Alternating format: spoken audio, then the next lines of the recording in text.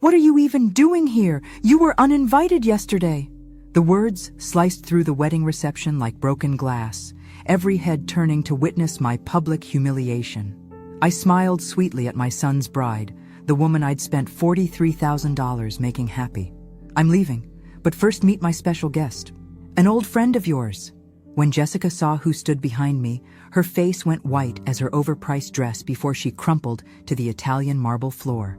If you're watching this, subscribe and let me know where you're watching from. You're probably wondering how a 67-year-old grandmother ended up orchestrating the most spectacular wedding crash in Charleston's history. Well, let me tell you. It started 6 months ago when my son Andrew brought home the most beautiful liar I'd ever met. But I'm getting ahead of myself. My name is Margaret Thompson, though everyone calls me Maggie. And until last week, I thought I was planning the wedding of the century for my beloved only child. I'd emptied my late husband's life insurance policy, cashed in bonds, and even borrowed against my house to give Andrew and Jessica the fairy tale wedding she claimed to have dreamed about since childhood. The venue? The prestigious Bellamy estate with its sprawling gardens and antebellum charm. The dress? A $12,000 Vera Wang that required 3 alterations. The flowers? 2,000 white roses flown in from Ecuador. I paid for every last petal because Jessica's family, she tearfully explained, had disowned her for marrying beneath their social status. My heart bled for this poor girl who'd supposedly given up everything for love. I even offered her my grandmother's pearl necklace, a family heirloom passed down through 4 generations. "Oh, Mrs. Thompson," she'd whispered, eyes glistening with what I thought were tears of gratitude. "You're like the mother I never had." What a performance that was. Andrew was completely besotted, and I understood why. Jessica was stunning in that effortless way some women are born with, all golden hair and doe eyes that could make grown men forget their own names. She worked as a pediatric nurse, volunteered at animal shelters, and spoke about wanting children with such genuine longing that I found myself daydreaming about grandchildren. But something nagged at me, a whisper of doubt I couldn't quite silence. Maybe it was the way her stories never quite aligned, or how she'd grown up in so many different places that she couldn't keep her childhood memories straight. Or perhaps it was how she always paid cash for everything, claiming she was old-fashioned about credit cards. Still, Andrew was happier than I'd seen him since his father died 3 years ago, and that was enough for me, until the night I discovered the truth that would change everything. The revelation came accidentally, as the most devastating truths often do. I was dropping off wedding favors at Andrew's apartment when I heard Jessica on the phone in the bedroom, her voice low and urgent. Something in her tone made me freeze in the hallway instead of announcing my arrival like a normal person would. "Marcus, I told you not to call me on this number," she hissed. "No, the wedding is still on schedule. Yes, I'll have access to his accounts after we're married. What do you mean you want a bigger cut? We agreed on 30%. My blood turned to ice. I pressed myself against the wall, grateful for Andrew's ancient hardwood floors that allowed me to hear every damning word. "Look, the old lady has already given us over 40 grand, and she'll probably gift us more money for the house down payment after the wedding. This Mark is worth at least 200,000, maybe more." No, he doesn't suspect anything. He's completely hooked. Mark. My son was a mark. I'd heard enough. I crept backward toward the front door, my hands shaking so violently I nearly dropped the box of wedding favors. I managed to leave quietly, but once in my car, I had to pull over 3 blocks away because I was hyperventilating. Everything made horrible sense now. The cash payments, the inconsistent stories, the way she'd isolated Andrew from his friends with subtle comments about how they didn't understand their relationship. She'd even convinced him to add her name to his checking account for convenience, and suggested he upgrade his life insurance policy since they were building a future together. I sat in my car for an hour, crying angry tears and feeling like the world's biggest fool.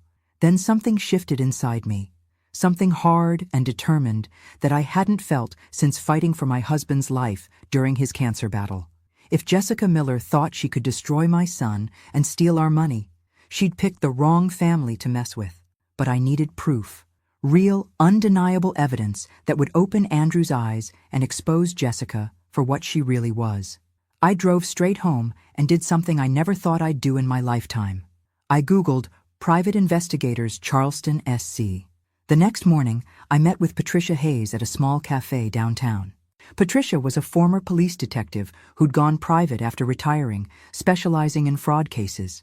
She was probably 10 years younger than me, but had the kind of no-nonsense demeanor that immediately put me at ease.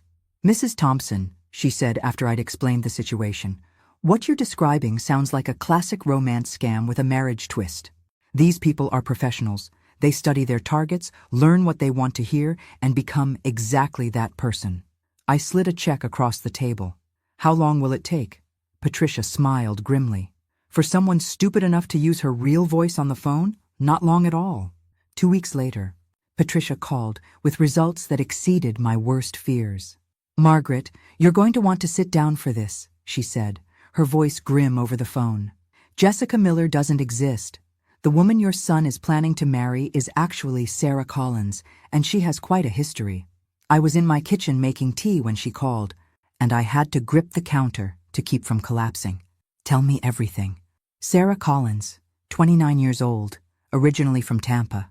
She's been arrested 3 times in the past 5 years for fraud, though she's only been convicted once. She works with partners, usually men who help her research targets and sometimes pose as family members to add credibility to her stories." My tea kettle was screaming, but I couldn't move to turn it off. "The man on the phone? Marcus? Marcus Rivera, her most frequent accomplice. They were romantically involved until about 2 years ago when she apparently scammed him out of $15,000 and disappeared. He's been trying to track her down ever since. Finally, I managed to turn off the burner, my hands moving on autopilot while my mind reeled. "How did you find all this?" "The miracle of facial recognition software and some old-fashioned detective work. Sarah's been using the Jessica Miller identity for 8 months, complete with fake social security number and employment history. The pediatric nursing job? She volunteers occasionally at a free clinic, just enough to make the story believable if anyone checks." I sank into my kitchen chair. "Patricia, I need you to find this Marcus Rivera." There was a pause. "Margaret, what are you thinking?" "I'm thinking that a man who's been hunting Sarah for 2 years might be very interested in attending her wedding." Patricia's voice carried a note of admiration. "You want to bring him to the ceremony. I want to give Jessica exactly what she deserves." My voice was steadier than I felt. "Can you find him?" "Already did. He's living in Atlanta now, working construction. I can have his contact information to you within the hour." After hanging up, I sat in my silent kitchen for a long time. Part of me wanted to march straight to Andrew and lay out everything Patricia had discovered. But I knew my son. He was stubborn like his father, and Sarah had been working on him for months. She'd probably convinced him that any criticism was just jealousy or an attempt to control his life. No, I needed something more dramatic. Something that would expose her so completely that there would be no room for denial or manipulation. The wedding was in 10 days, and I was going to make sure it was unforgettable. That afternoon, I called Marcus Rivera. "Marcus Rivera speaking." His voice was cautious, professional. I'd caught him during his lunch break at a construction site in Atlanta. "Mr. Rivera, my name is Margaret Thompson. I believe you know my son's fiancée, though you knew her as Sarah Collins, not Jessica Miller." The silence stretched so long, I thought the call had dropped. Then, "Where is she?" "She's about to marry my son in Charleston in 9 days. She's stolen over $40,000 from us already, and she's just getting started." I kept my voice steady, businesslike. "I think we can help each other." Another pause. "Lady, I don't know what kind of game you're playing, but..." She told her partner Marcus that the mark was worth at least $200,000. "She's planning to access my son's bank accounts after the marriage and probably disappear within 6 months. I let that sink in. "Ring any bells?" His intake of breath was sharp. "You heard her talking to Marcus? That's me. We had a business arrangement until she screwed me over." "Then you understand my position." "Mrs. Thompson, what exactly are you proposing?" I'd been thinking about this for hours, turning the plan over in my mind like a puzzle piece until it fit perfectly. She's having a church wedding with 300 guests. Very public, very prestigious. What if her past walked through those church doors right in the middle of her moment of triumph? "You want me to crash the wedding?" There was something like admiration in his voice. "I want you to expose her." In front of everyone she's been lying to. In front of my son, who deserves to know the truth before she destroys his life. Marcus was quiet for several minutes. When he spoke again, his voice was different, harder. She took 15,000 from me and vanished in the middle of the night, left me holding the bag on a hotel room bill and a rental car. I've been looking for her for 2 years. Then this is your chance. What's in it for you? Besides saving your son, I mean. I smiled, though he couldn't see it. Justice, Mr. Rivera. Plain and simple justice. We talked for another 20 minutes, working out the details. Marcus would drive down the morning of the wedding and wait for my signal. I'd already been uninvited, Sarah having convinced Andrew that his mother was trying to sabotage their happiness, but I had ways of getting into the Bellamy estate that didn't involve the front door. After we hung up, I realized I felt lighter than I had in weeks.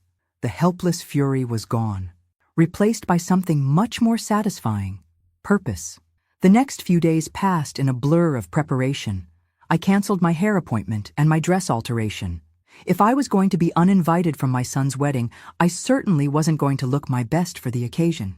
Instead, I focused on other details, like making sure the wedding would have some very expensive complications. 3 days before the wedding, I made a series of phone calls that would have made a corporate raider proud. The first was to the Bellamy Estate's event coordinator. Mrs. Sullivan, this is Margaret Thompson, mother of the groom for the Thompson-Miller wedding on Saturday. Oh, Mrs. Thompson, how lovely to hear from you. I hope you're excited for the big day. If only she knew. Actually, I'm calling because there's been a change in the payment arrangement. The bride's family has decided to cover the final balance after all. I paused, letting my voice fill with the kind of grandmotherly pleasure that event coordinators lived for. It's so wonderful when families come together, don't you think? That's absolutely lovely. Should I expect a payment from them directly? Oh yes, they'll be handling everything from here on out. In fact, you should probably hold off on processing any payments from my account until you hear directly from the Miller family. I gave her the fake phone number Patricia had confirmed Sarah was using for wedding vendors. They're very particular about handling their own finances. The second call was to the florist, the third to the caterer, the fourth to the photographer. Each conversation was similar. The bride's family was taking over final payments, so pleased to be reconciling with their daughter, so excited to contribute to this special day.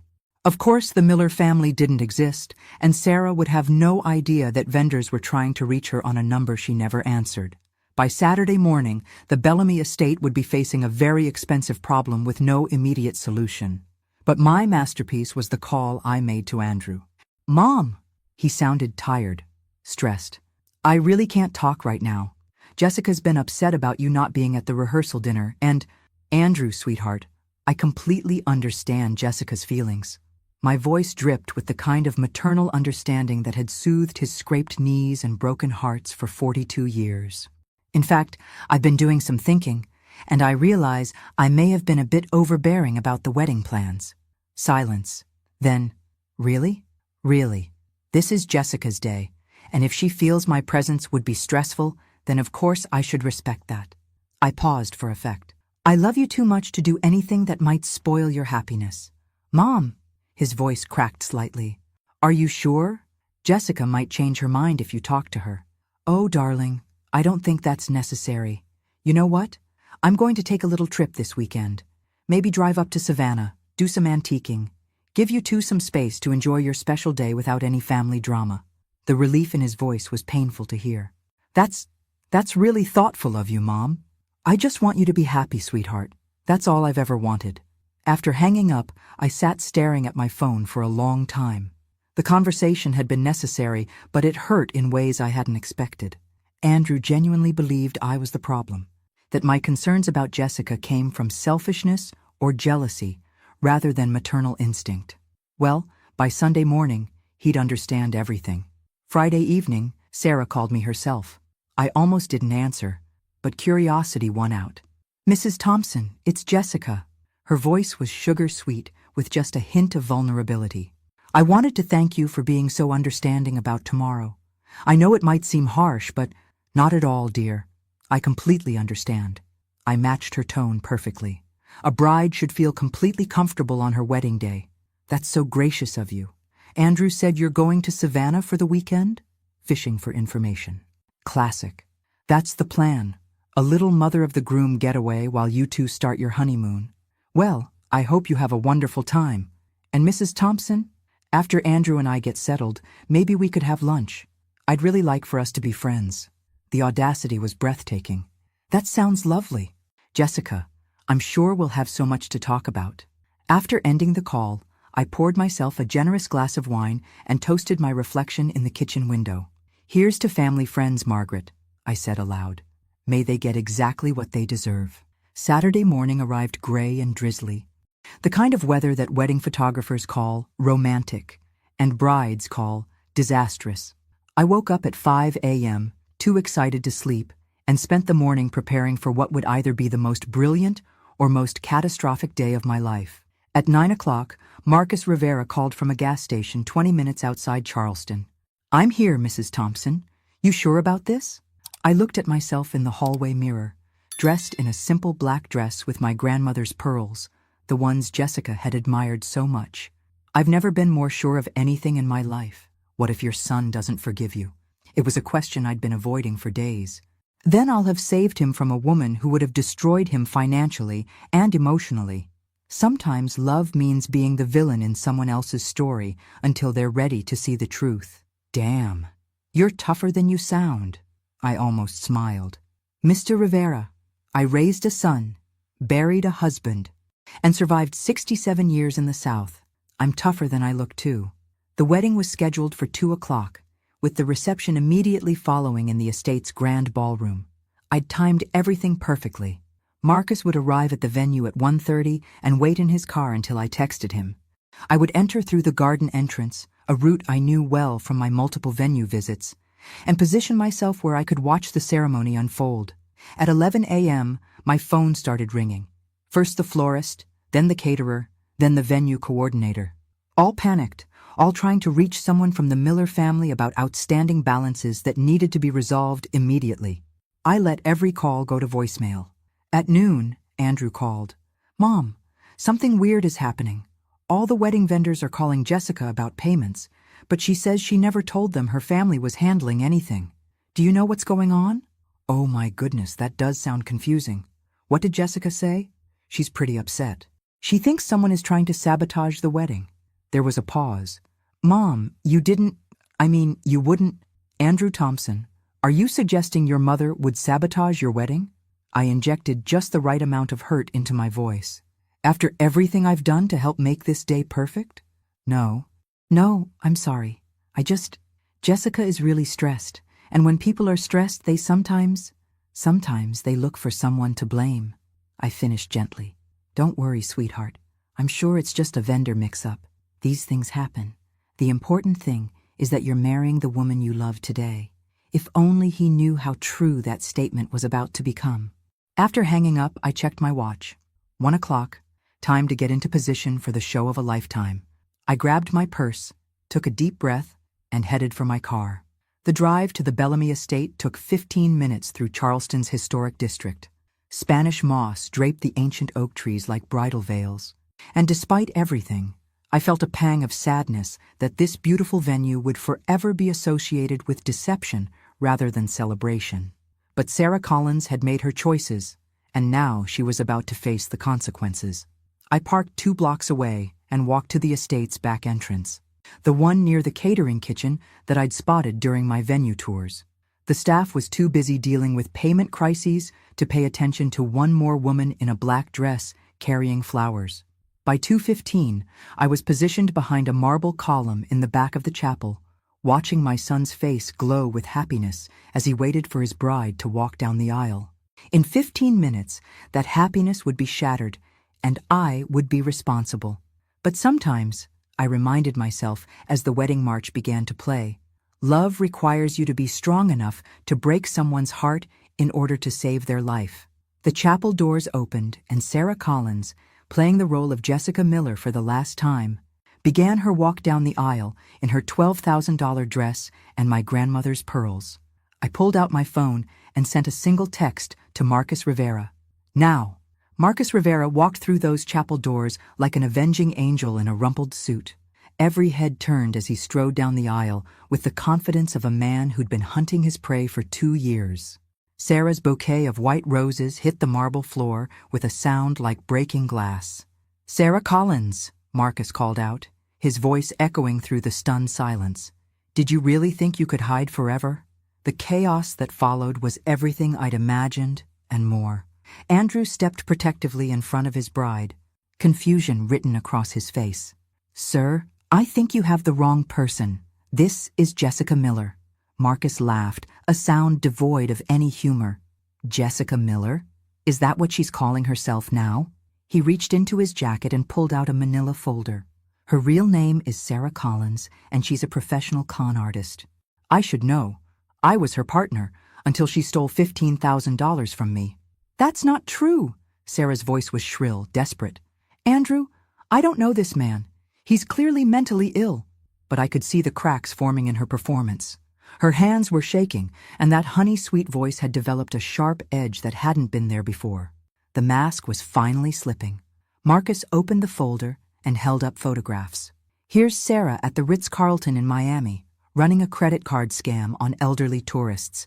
Here she is in Birmingham, posing as a cancer patient to steal from church collection funds." His voice grew colder with each revelation.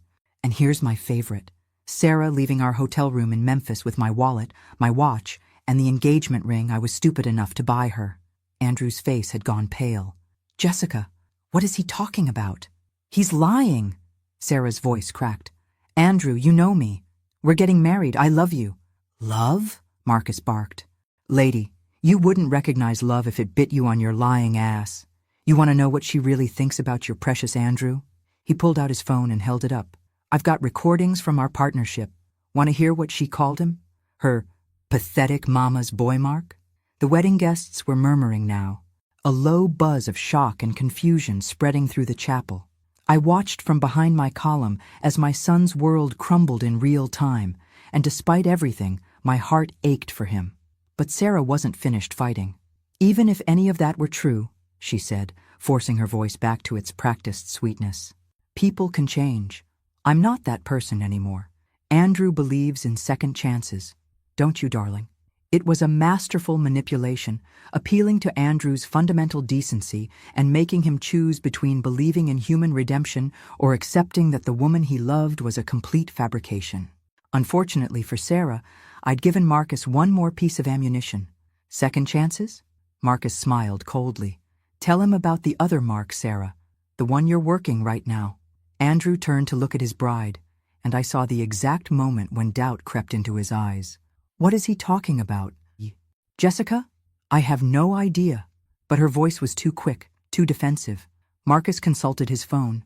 "Let me refresh your memory. 3 weeks ago, you called me asking for advice about a, quote, lonely old bat who's already given you $40,000. Ring any bells?" The silence that followed Marcus's revelation was deafening. Every eye in the chapel turned to Sarah, waiting for her response. I watched my son's face transform as understanding slowly dawned, and I had to grip the marble column to keep from revealing my position. "That's—" Sarah's voice failed her. She tried again. "That's taken out of context." "Context?" Andrew's voice was barely a whisper. "You called my mother a lonely old bat?" "Andrew, no, I didn't mean it that way. This man is trying to—" "Trying to what? Tell the truth?" Andrew's voice was growing stronger, anger replacing confusion. "My mother has given us everything. She emptied her savings account for our wedding. She borrowed against her house so you could have your dream ceremony." The wedding guests were no longer murmuring. They were listening intently to every word. I spotted several people recording with their phones, including Andrew's college roommate, who looked like he was live-streaming the whole disaster. Marcus wasn't done. "You want to know the real kicker? She was planning to clean out your bank accounts and disappear within 6 months. It's her standard timeline, long enough to establish legal claim to marital assets, short enough to avoid getting too attached." "Stop it," Sarah pleaded, but her composure was completely gone now. Tears streamed down her face, but whether they were genuine or part of the performance, I couldn't tell. Andrew stepped away from her, his face a mask of disgust and betrayal.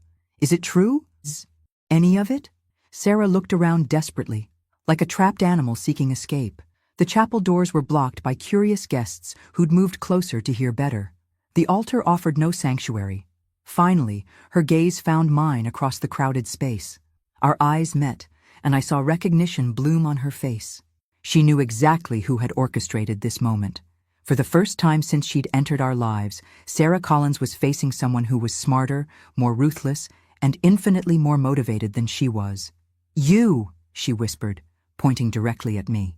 "This was you." All heads turned to follow her finger, and suddenly I found myself the center of attention in a way I'd never intended. So much for staying hidden until the grand finale. Andrew's eyes widened when he spotted me. "Mom? What are you doing here? You said you were going to Savannah." I stepped out from behind the column, straightening my pearls with as much dignity as I could muster. "I lied, sweetheart. Something I learned from watching the experts." "You orchestrated this?" Andrew's voice was a mixture of horror and admiration. "I exposed it," I corrected. "There's a difference." Sarah had found her voice again, and with it, her talent for manipulation. "She's jealous, Andrew. Your mother couldn't stand that you chose me over her. She hired this man to destroy our wedding because she wants to control your life forever." It was a clever last-ditch effort, playing on every mother-in-law stereotype in existence. For a moment, I saw doubt creep back into Andrew's eyes. 29 years of Sarah's practiced manipulation versus 67 years of my love and sacrifice. Which would he choose to believe? That's when Marcus played his trump card. "Mrs. Thompson didn't hire me, lady. I volunteered." He held up his phone again. "Want to hear the recording I made of our conversation 3 weeks ago? The one where you laugh about how easy it is to manipulate lonely old women and their devoted sons?" The recording quality wasn't perfect, but Sarah's voice came through crystal clear. "The old bat is so desperate for grandchildren, she'll believe anything. And the son? Complete mama's boy. All I have to do is cry about my tragic past, and he writes another check." Andrew's face went white, then red, then a sickly gray color that made me want to rush to his side. But this moment wasn't about protecting him anymore. It was about him finally seeing the truth. "You want to hear the best part?" Sarah's voice continued from the phone. "She gave me her grandmother's pearl necklace, said it was a family heirloom. I'll probably hawk it after the honeymoon." Instinctively, Andrew's eyes went to Sarah's throat, where my grandmother's pearls gleamed against her pale skin. The pearls that had been worn by 4 generations of Thompson women, passed down from mother to daughter-in-law as a symbol of acceptance and love. Sarah's hands flew to her neck, covering the necklace as if she could hide the evidence. "Andrew, I can explain." "Explain what?" His voice was deadly quiet now. "Explain how you've been laughing at my mother behind her back while spending her money? Explain how you called me a mama's boy while pretending to love me? Explain how you were planning to rob us blind and disappear?" The fight went out of Sarah all at once. Her shoulders sagged, and for the first time since I'd met her, she looked her actual age instead of the innocent young woman she'd been pretending to be. "It started as a job," she said quietly. "Just another mark. But then, I don't know. I thought maybe I could make it real. By lying about everything." Andrew's voice cracked. "Your name, your job, your family, your entire life story. What exactly was supposed to be real about us?" Sarah looked around the chapel one more time, taking in the hundreds of faces staring at her with mixtures of shock, disgust, and fascination. The elaborate flower arrangements, the photographer who was still snapping pictures, the videographer who was capturing every moment of her public humiliation. "I need to leave," she whispered. "Yes," Andrew said simply. "You do." But Sarah Collins wasn't quite finished. As she gathered up her dress to walk down the aisle, she turned back to face me with a look of pure hatred. "You think you've won, don't you?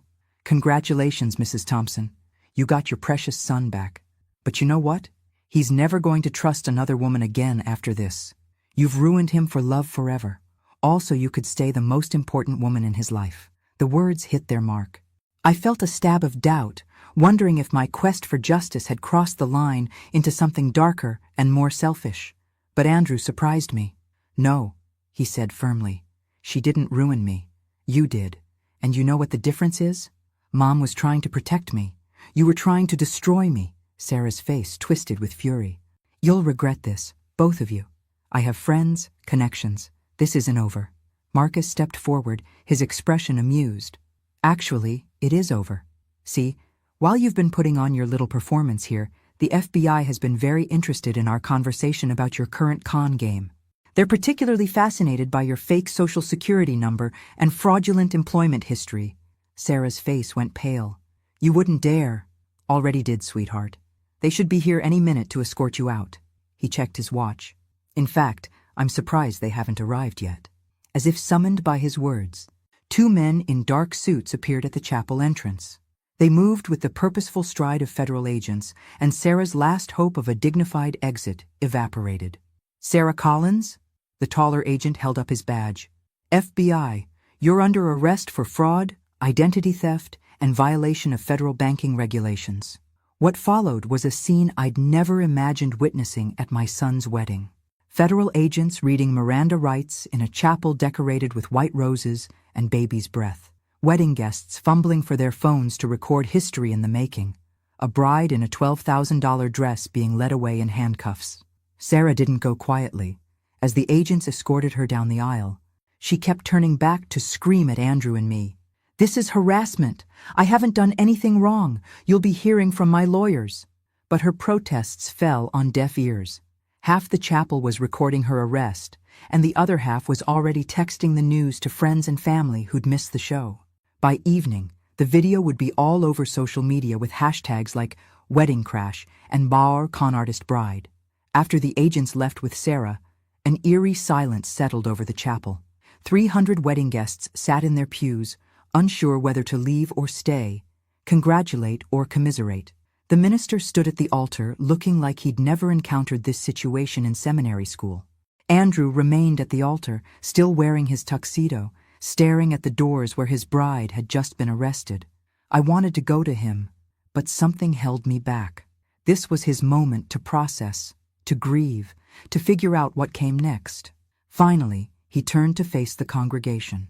Well, he said, his voice carrying across the silent chapel. This is awkward. A few nervous chuckles rippled through the crowd. I want to thank everyone for coming today. I know this isn't how you expected to spend your Saturday afternoon. He paused, running a hand through his hair. The wedding is obviously canceled, but the reception is already paid for. So if anyone wants to stay for dinner and an open bar, you're welcome to it. God knows I could use a drink. This time the laughter was more genuine. People began standing, stretching, talking in small groups as the shock wore off and the reality of the situation set in. Andrew finally looked in my direction. Our eyes met across the chaos, and I saw a mixture of gratitude, embarrassment, and something that might have been admiration. He walked down the aisle toward me, and the crowd parted like the Red Sea. When he reached me, he stopped and just stood there for a moment, studying my face. "Mom," he said finally, "we need to talk." I nodded. "Yes, we do. But first," he reached up and carefully unclasped my grandmother's pearl necklace from around his throat. "These belong to you." I took the pearls with shaking hands, feeling their familiar weight. Actually, they belong to the woman my son eventually marries, when he finds someone worthy of them. Andrew's eyes filled with tears. "I'm so sorry, Mom, for not believing you, for choosing her over you, for being such an idiot. You weren't an idiot, sweetheart. You were in love. Or at least, you were in love with the person you thought she was." I reached up and straightened his tie, a gesture I'd been making since he was old enough to wear clip-ons. Love makes us all vulnerable. The important thing is that you're safe. How long did you know? I started suspecting something about a month ago. I had proof 2 weeks ago. I met his eyes. I hired a private investigator. And Marcus, he volunteered for revenge duty when I called and told him where to find her. I smiled slightly. "Hell hath no fury like a con artist scorned, apparently." Andrew laughed despite everything. "You've been busy, haven't you?" "I've had a very educational few weeks." I took his arm. "Now, what do you say we go face the music at your non-reception? People are going to have questions." As we walked down the aisle together, I caught snippets of conversation from the departing guests. Most of it was shock and amazement, but I also heard genuine concern for Andrew and grudging respect for what they were calling my detective work. Mrs. Henderson from next door grabbed my arm as we passed. "Margaret Thompson, you are one smart cookie. I never trusted that girl. Too pretty and too sweet, Real women have edges. The reception that wasn't a reception turned out to be the most honest party I'd ever attended. With the pretense of a wedding celebration stripped away, people relaxed in a way they never do at formal events. The bar opened early. The band played blues instead of wedding classics, and conversations flowed with the kind of authenticity that only comes after shared trauma. Andrew handled himself with more grace than I'd dared hope. He worked the room like a politician, thanking people for coming, apologizing for the drama, and accepting condolences with good humor. I watched him from across the ballroom and felt a pride that had nothing to do with his professional achievements or his choice in women. This was my son showing real character under pressure. Marcus Rivera found me by the dessert table, where I was contemplating whether it was appropriate to eat wedding cake when there hadn't actually been a wedding. "Mrs. Thompson?" He extended his hand. "I wanted to thank you for giving me the chance to face Sarah after all this time." I shook his hand. "I should thank you. I could never have exposed her without your help. What you did took guts. Not many mothers would go to those lengths. Any mother would have done the same thing to protect her child." Marcus smiled. "No, ma'am. Most mothers would have tried to talk their son out of it and failed. You played chess while the rest of us were playing checkers." After he left, I found myself alone with my thoughts for the first time all day. The adrenaline was wearing off, replaced by exhaustion and something that might have been sadness. Yes, I'd saved Andrew from a terrible marriage and potential financial ruin, but I'd also destroyed his faith in love, at least temporarily. Had I done the right thing? "Mom?" Andrew appeared beside me with 2 glasses of champagne. "You look like you're having second thoughts." I accepted the glass gratefully, just wondering if there might have been a gentler way to handle this. "You mean like sitting me down and explaining that my fiancé was a con artist? Because we both know how well I would have received that news." He had a point. "You would have thought I was jealous and controlling. I would have accused you of exactly what Sarah said, trying to keep me dependent on you forever." Andrew sipped his champagne. "You know what changed my mind? It wasn't Marcus showing up, or even the recording. It was watching Sarah's face when she realized you'd outplayed her. For just a second, her mask slipped completely, and I saw who she really was underneath all that sweetness. What did you see? Cold calculation, and genuine respect for a worthy opponent." He turned to look at me. "She underestimated you completely. She thought you were just a lonely old woman who'd do anything to keep her son happy. She had no idea she was trying to con someone smarter than she was." "I'm not sure about smarter, maybe just more motivated." "Mom, you orchestrated the exposure of a professional con artist using her own partner and the FBI. That wasn't just maternal instinct, that was strategy." We stood in comfortable silence for a while, watching our friends and family enjoy the party that had risen from the ashes of disaster. The band was playing jazz now, and several couples had started dancing. "I have a confession," Andrew said eventually. "What's that?" "Part of me is relieved, not about the public humiliation or the arrest, but—" He paused, searching for words. Something always felt off about Jessica. I could never put my finger on it, but sometimes when I'd catch her off guard, she'd look at me like she was trying to remember who she was supposed to be. "Why didn't you say anything?" "Because I thought it was just wedding stress. And because," he sighed, "because I was 32 years old and had never been in love before. I thought if I questioned it too hard, it might disappear." My heart ached for him. "Oh, sweetheart. I know. Pathetic, right? The mama's boy who falls for the first pretty girl who pays attention to him." "No," I said firmly. "Human. You're human, and humans want to be loved. There's nothing pathetic about that. Even when they make terrible choices about who to trust, especially then." I took his hand. "Andrew, what Sarah did to you, that wasn't your fault. She's a professional liar who studied you, learned what you wanted to hear, and became exactly that person. You weren't gullible. You were targeted." Andrew squeezed my hand. "Thanks, Mom, for everything, for seeing through her, for protecting me, and for doing it in a way that made sure I couldn't ignore the truth." "You're welcome. But next time you fall in love, maybe introduce me earlier in the process." He laughed. "Next time I fall in love, I'm running a full background check first." "That might be a bit extreme. After today? I don't think so." He grinned. "Besides, I've learned something very important about the women in my life." "What's that?" "Never underestimate a Thompson woman. We're apparently much more dangerous than we look. I smiled, feeling lighter than I had in months. Your grandmother would have been proud. She would have loved watching you work. Andrew raised his glass. Here's to justice, served ice cold with a side of public humiliation. I raised my glass to meet his. Here's to family, and knowing when to fight for the people you love. As we clinked glasses, I realized that despite everything, the lies, the betrayal, the public spectacle, I was exactly where I belonged. Standing beside my son, who was safe and free, and finally seeing clearly again. Sometimes the best weddings are the ones that never happen. Thanks for listening. Don't forget to subscribe and feel free to share your story in the comments. Your voice matters.